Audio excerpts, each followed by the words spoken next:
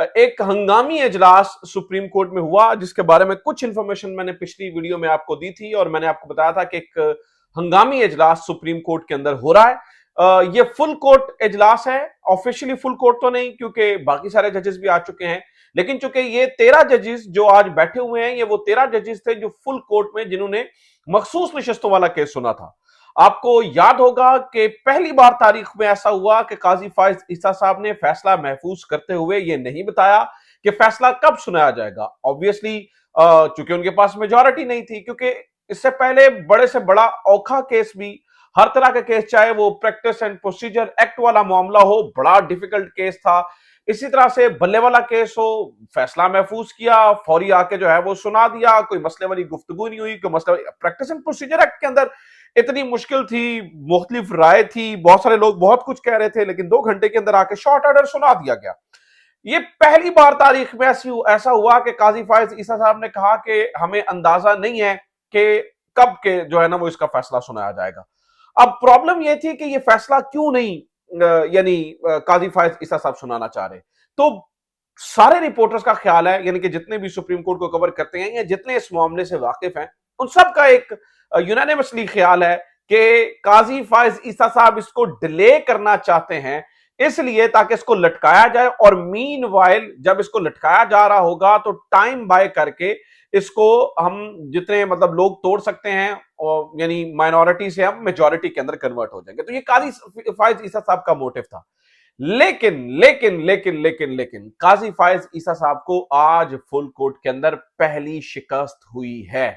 पहली शिकस्त, क्या क्या खतरा था, क्यों शिकस्त हुई, और क्या अब काजी फाइज ईसा साहब, और मतलब अब 3 सवाल हैं। एक, ये फैसला अब कब आ रहा है। नंबर 2, काजी फाइज ईसा साहब को कैसे शिकस्त हुई। और नंबर 3, काजी फाइज ईसा साहब ने क्या क्या कोशिशें की, किस ग्रुप ने क्या कहा, किसका क्या मौकफ था, क्या सवालात उठाए गए, क्या बातें की गई, और अंदरूनी कहानी क्या है, फुल कोर्ट की अंदरूनी कहानी क्या है, इसके ऊपर जो है वो आज तफसीलन हम बात करेंगे। आगे बढ़ने से पहले मैं आपसे दरखास्त करना चाहूंगा कि इस वक्त जो सूरत हाल चल रही है, जिस तरह से आपको पता ही है कि जिस तरह टारगेट किया जा रहा है बहुत सारे चैनल्स को, लोगों को, उन तमाम जर्नलिस्ट को जो कि इस वक्त सही बात कर रहे हैं, सच बात करने की कोशिश कर रहे हैं, और टीमें बैठी हुई हैं फेक तरीके से जो है ना वो डाउन किए जाती हैं चीजों को, खास तौर पर इमरान खान से मुताल्लिक वीडियोस को, या कोई ऐसी वीडियो जिसके अंदर जो है वो सही बात हो रही हो। तो क्योंकि सोशल मीडिया ही एक वाहिद ऐसा मीडियम है जो कि सच खबर बता रहा है, अदरवाइज तो इलेक्ट्रॉनिक मीडिया के ऊपर शाहजेब खानजादा साहब खुद कहते हैं हमने तस्वीर चलाई तो भाई हमारे चैनल को मसला हो सकता है, हमें पैमरा फलां कह सकते। तो सोशल मीडिया एक वाहिद हकीकत है ना जो सच बात बता रहा है। तो ऐसी सूरत हाल के अंदर जब ये सब कुछ चल रहा है और ये सब कुछ हो रहा है, तो सोशल मीडिया के ऊपर चूंकि मुश्किलात हैं, इसके अंदर आप हमारा साथ दे सकते हैं सब्सक्राइब करके, शेयर करके, लाइक करके। तो ये जरूर कीजिए अगर आपको लगता है कि हम दुरुस्त खबरें दे रहे हैं। अच्छा जनाब सुनिए, 5 किस्म के सवाल थे जो है ना वो इस पूरे कोर्ट के सामने। सबसे पहले तो मैंने आपको बताया ना कि काजी फाइज ईसा साहब इसको डिले करना चाहते थे, यानी जितना डिले करेंगे उतना उनका फायदा होगा। तो सबसे पहली शिकस्त यह हुई कि उन्हें फुल कोर्ट बुलाना पड़ा और उसके अंदर यह करना पड़ा। अब चूंकि तमाम रिपोर्टर्स कह रहे हैं या कुछ का ख्याल था कि आज ही फैसला आ जाएगा, कुछ का ख्याल है कल, और ज्यादातर का ख्याल है कि जुम्मे वाले दिन अब जो है वो इसका फैसला आ जाएगा। हमारी इतलात भी ये है कि कल या परसों के दरमियान जो है वो ये फैसला आ सकता है। तो काजी फाइज ईसा साहब को पहली शिकस्त तो यहां पर हुई कि वो इसको डिले करना चाहते थे और वो नहीं हो सका।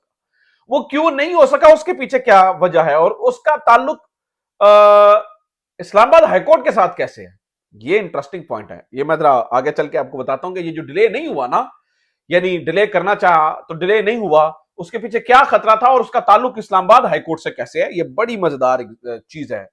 ये जरा जुड़े रहिएगा ताकि मैं आपके सामने रखूं। लेकिन पहले मैं आपके सामने ये रख दूं कि कोर्ट के सामने 5 चीजें थी, 5 मुख्तलिफ किस्म के सवाल थे कि जिनके सामने आयज और नो कहना था, यस और नो कहना था कि हाँ हम ठीक है इसके साथ जाते हैं या नहीं। 5 ऑप्शन। नंबर 1 कि ये सीटें हुक्मरान इत्तेहाद को दे दी जाए, ठीक है, उनको 2/3 मेजॉरिटी मिल जाएगी, अल्लाह अल्लाह खैर सलाह, यानी पीपल्स पार्टी, नून लीग, मौलाना फजलुर रहमान, फला फला फला पर्सन XYZ सबको जो है वो सीटें दे दी जाए सिवाय SIC और PTI। दूसरा ऑप्शन ये है कि सुन्नी इत्तेहाद काउंसिल चूंकि पार्लियामान के अंदर है तो सुन्नी इत्तेहाद काउंसिल को जो है ना वो सीटें दे दी जाए। तीसरा मामला यह है कि पीटीआई को सीटें दे दी जाए। अब सुन्नी इत्तेहाद काउंसिल का प्रॉब्लम यह थी कि सुन्नी इत्तेहाद काउंसिल वो सीट जीता होना ना जीता होना यह फड्डा था। फिर तीसरा सवाल यह है, तीसरा ऑप्शन यह था कि अगर सुन्नी इत्तेहाद काउंसिल को नहीं जा सकती तो पीटीआई को दे दे। अगर पीटीआई या सुन्नी इत्तेहाद काउंसिल को मिलती हैं तो दोनों में ही ऑब्वियसली पाकिस्तान तहरीक इंसाफ की इमरान खान की जीत है। चौथा ऑप्शन यह है कि इसको खाली रहने दिया जाए, यानी ये सीटें खाली रहने दी जाए। अब अगर खाली रहने दी जाती हैं तो इसके अंदर एक और ऑप्शन है कि खाली रहने दी जाए से मुराद यह है कि इनको ऐसे ही छोड़ दिया जाए या फिर हाउस को मुख्तसर कर दिया जाए और इसको पार्लियामान को भेज दिया जाए। इनको खाली छोड़ के इस मामले को पार्लियामेंट में भेज दिया जाए और पार्लियामान को कहा जाए जी आप इसके ऊपर जो है ना वो राय दे लें क्या करना चाहते हैं। यानी कि वो हाउस को मुख्तसर कर देते हैं, 313 तक ले आते हैं, हाउस मुख्तसर हो जाएगा तो होगा ये कि 2/3 मेजोरिटी ऑटोमेटिकली हुक्मरान इत्तेहाद के पास चली जाएगी। यही सारे ऑप्शन थे। अब इसके अंदर वाजे तौर पे मैंने आपको बताया काजी फायज ईसा साहब, अमीनुद्दीन खान साहब, नईम अख्तर अफगान साहब और इरफान सादत साहब, ये चार लोग तो एक साइड के ऊपर हैं। जमाल बंदूखेल साहब, याया अफरीदी साहब, हसन अजहर रिजवी साहब और मोहम्मद अली मजहर साहब, ये चार लोग दरमियानी कैटेगरी के इस्तेमाल होते हैं। क्योंकि हसन अजहर रिजवी साहब और मोहम्मद अली मजहर साहब के बारे में ख्याल यह है चूंकि ये समधी हैं, चूंकि इनका आपस में रिश्तेदारी है, तो दोनों के जहां एक वोट जाएगा वहीं दूसरे का वोट जाएगा, तो ये एक इंप्रेशन इनके ऊपर बना हुआ है। लेकिन हसन अजहर रिजवी साहब ने जिस तरह के रिमार्क्स दिए उन्होंने वाज़ेह तौर पर बताया कि जी वो डिसेंट करते हैं इस ख्याल से, और हो सकता है कि मोहम्मद अली मजहर साहब को लेकर वो इधर आ जाएंगे जिस तरह से मोहम्मद अली मजहर साहब की ये गुफ्तगू हो रही है, यानी कि एक वोट उधर दूसरा भी उधर ही जाएगा, ये दो वोट होते हैं। ये राय खैर तोड़नी बड़ी जरूरी थी और वो मेरे ख्याल से अब टूटती हुई शायद नजर भी आए। याया अफरीदी साहब का वोट सबसे ज्यादा क्रूशल है क्योंकि जो जमाल बंदूखेल साहब हैं वो फिर भी उधर जा सकते हैं, लेकिन याहिया अफरीदी साहब का वोट सबसे क्रूशल है। याहिया अफरीदी साहब जहां पर होंगे, चाहे वो इस साइड पे होते हैं या ये मुस्तकबिल के चीफ जस्टिस भी हैं याहिया अफरीदी साहब, चाहे इस साइड पे होते हैं या उस साइड पे होते हैं, फैसला उसी बारे में होगा, उसी तरह से होगा। अब यहां पर नाज़रीन किराम प्रॉब्लम यह है कि जो सारे जो लोग हैं, ये जितने मैंने आपको बताया, ये सारे के सारे ये जरूर समझते हैं सवाए काजी फायद साहब के कि हुक्मरान इत्तेहाद को क्या माले गनीमत दे देना हमने, माले गनीमत यानी किसी रूल के तहत ही जानी है ना, तो हो सकता है अमीनुद्दीन खान साहब और ये सारे साइडलाइन हो जाए इनसे। लेकिन एक चीज जिसके ऊपर मुझे लग रहा है कि काजी फायज ईसा साहब अपना आखिरी दाव पेच खेल सकते हैं, वो ये है कि अगर वो कन्विंस कर लें, क्योंकि अभी भी आज कोर्ट के अंदर ये जो फुल कोर्ट चल रहा है इसके अंदर कन्विंस करना ही है, यार तुम इधर से कन्विंस हो जाओ या तुम इधर से कन्विंस हो जाओ, कन्विंस कर लें कि ऐसा कीजिए कि आप जनवरी 13 वाले मामले को ना छेड़िए, वो बल्ले वाले फैसले को, और आप इस मामले को पार्लियामान को भेज दीजिए, जो होता हो सकता फिर हो सकता है यूनानिमसली फैसला आ जाए। लेकिन यहां पर अब एक ग्रुप और भी है, उसके अंदर जस्टिस मुनीब अख्तर साहब, जस्टिस आयशा मलिक साहब, जस्टिस अतर मिनल्लाह साहब, जस्टिस शाहिद वहीद साहब, ये वो लोग हैं जो ये कहते हैं जी आर्टिकल 17 की तशरी होनी चाहिए। आर्टिकल 17 की तशरी जहां पे होती है तो उसका मतलब यह है कि वो जो बल्ले वाला फैसला था 13 जनवरी वाला फैसला, वो भी गलत था। काजी फायज ईसा साहब के इसलिए भी पहुंच जाने हैं क्योंकि फिर फैसला होगा कि वो भी गलत था, वो फैसला भी ठीक नहीं था। तो यहां पर ये चीज भी जो है वो आ सकती है और ये जो सारे मामलात हैं ये अब गड़बड़ाहट की तरफ जा सकते हैं। इसलिए आज का इजलास एक फड्डा है क्योंकि कल फैसला नहीं आया, आज इजलास के अंदर भी ये भी फैसला नहीं आता, तो फिर एक कंफ्यूजन क्रिएट हो जाएगी कि आखिरकार काजी फायज ईसा साहब इतना टाइम बाय क्यों कर रहे हैं। अब सवाल ये पैदा हो रहा है कि ठीक है, अगर सूरत हाल इस तरफ जा रही है और पीटीआई और सुन्नी इत्तेहाद काउंसिल को ये सीटें मिलने जा रही हैं और मामला इस तरफ जा रहा है, तो काजी फायज ईसा साहब फिर डिले क्यों नहीं कर रहे हैं? क्योंकि जो एम किया था डिले करना, वो क्यों नहीं कर रहे हैं? इसकी वजह क्या है? उसके पीछे जनाबे वाला दो रीजन है, बताने वाले बताते हैं, उसके पीछे उसका ताल्लुक इस्लामाबाद हाईकोर्ट से भी जुड़ा हुआ। वो किस तरह से? वो इस तरह से नाज़रीन इकराम के सबसे पहली रीजन तो ये है कि काजी फायज ईसा साहब के ऊपर ऑब्वियसली बहुत सवाल आ रहे हैं, हर बंदा ये कह रहा है आप डिले क्यों कर रहे हैं, डिले क्यों कर रहे हैं। तो काजी फायज साहब की ऑब्वियसली अपनी भी मंजी घुमदी होगी कि यार मतलब क्रेडिबिलिटी होती है, चलो वह खैर वो तो ऑलरेडी वो लूज कर ही चुके हैं क्रेडिबिलिटी सारी की सारी अपनी, लेकिन फिर भी ये ख्याल होता है कि यार चलो किसी भी हद तक इसको जो है वो देख लेना चाहिए, सुन लेना चाहिए, चीजों को जो है ना वो चेक कर लेना चाहिए और कोई एक मेरा इंप्रेशन रहेगी, ठीक है।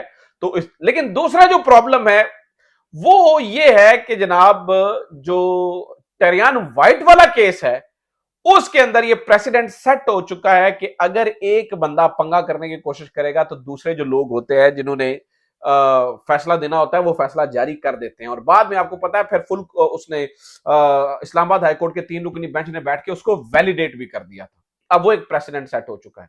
उसका डर है कि अगर काजी फायज ईसा साहब इसको लटका के रखेंगे तो फिर वो जो टेरियान वाइट केस के अंदर हुआ, जिस तरह से वहां पर चीजें फुर करके आ गई, यहां पर भी चीजें जो है वो फुर करके आ सकती हैं। इसलिए काजी फायज ईसा साहब यहां पर ठीक ठाक, थोड़े नहीं ठीक ठाक डरे डरे हुए हैं, और वो ये चाह रहे हैं कि जल्द अज जल्द अब इस केस से जो है ना हो जाए। उनके लिए विन विन सिचुएशन ये है कि किसी तरीके से कॉन्स्टिट्यूशनल अमेंडमेंट के लिए वो रास्ता बहाल कर दें।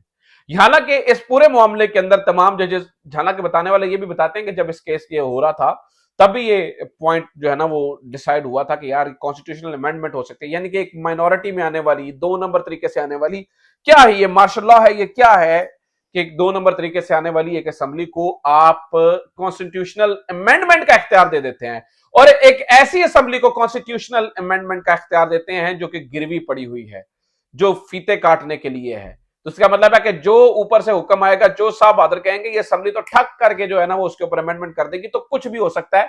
यहां पर जो जरदारी साहब हैं उनके भी स्टेक्स इन्वॉल्व हैं, क्योंकि इससे तो फिर अगर ऐसे ही हुआ तो 18वीं तरमीम भी जा सकती है। जरदारी साहब जो है ना वो 18वीं तरमीम के जो कहते हैं जी हम पहरेदार हैं, मुहाफिज हैं। तो ये गड़बड़ाहट है, इसलिए आज का ये इजलास बैठना और उससे ये डिसाइड कर लेना कि कल या परसों में फैसला आ रहा है, ये बहुत बड़ी बहुत बड़ी बहुत बड़ी बहुत बड़ी शिकस्त है काजी फाइज ईसा साहब की, और मुझे लगता है कि इससे बड़ी शिकस्त और हो ही नहीं सकती है। और मुनीब अख्तर साहब ने चूंकि उसी दिन कहा था फैसला सुना देते हैं, ऑब्वियसली मेजोरिटी उनके साथ है, और इसी टाइम अभी इस टाइम के ऊपर भी मेजोरिटी इसी ग्रुप के साथ है। बाकी इनकी ग्रुपिंग तो काजी फाइज ईसा साहब की ग्रुपिंग तो फिल वक्त बढ़ती हुई नजर आ रही है। अपना ख्याल रखिए। खुदा हाफिज। पाकिस्तान जिंदाबाद।